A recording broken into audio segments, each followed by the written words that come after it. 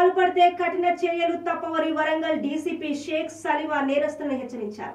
ఈ సందర్భంగా డీసీపీ షేక్ సలీమా మాట్లాడుతూ జల్సాలకు అలవాటు పడి సులభంగా డబ్బులు సంపాదించాలనే ఉద్దేశంతో వరంగల్ కొత్తవాడలో ఓ మహిళల మడెల్లయ్య గుడి వద్ద చీకటిలో ఎంజీఎం వైపు వెళ్తున్న సమయంలో మెడలో నుంచి చైన్ లాక్కొని పారిపోయారు. ఇక వెంటనే సదరు మహిళ మట్టేవాడ పోలీస్ స్టేషన్ లో ఫిర్యాదు చేశారు.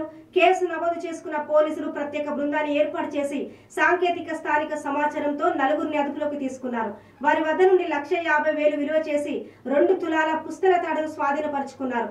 ఇక వీరు జలసాలకు అలవాటు పడి ఇలాంటి కార్యక్రమాలు చేస్తున్నారని వరంగల్ డీసీపీ సుల్తానా తెలిపారు.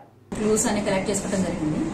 తర్వాత అప్పటి నుంచి కూడా మా ఏసీపీ గారు నాయక్ గారు మరియు మా సిఏ గారు గోపి గారు సిసిఎస్ టీము అలాగే ఎస్ఐ విఠల్ ఆధ్వర్యంలో ఒక 5 టీమ్స్ చేసి వీటి కోసం స్పెషల్ గా మేము ఇన్వెస్టిగేషన్ స్టార్ట్ చేసాము. అయితే మాకు అక్కడ ఏరియాలకు ఒక చెప్పు ప్లస్ స్కూటీ అని ఒక కలర్ స్కూటీ అని తప్ప నెంబర్ కూడా లేదు, నేమ్ ప్లేట్స్ కూడా లేదు.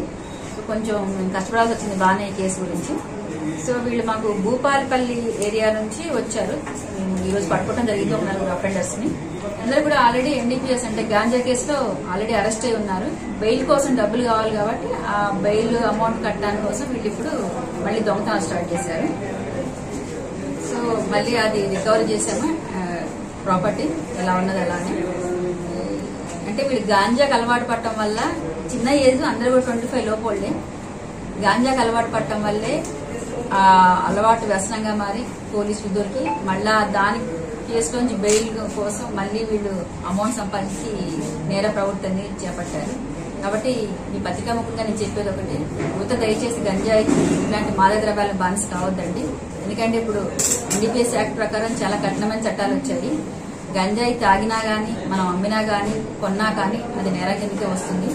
సో దయచేసి ఈ గాంజా అనేది అలవాటు లేకపోతే ఇప్పుడు ఈ 4 యువకులు కూడా మంచి వాళ్ళ పొజిషన్ లో వాళ్ళు ఉండేవాళ్ళు.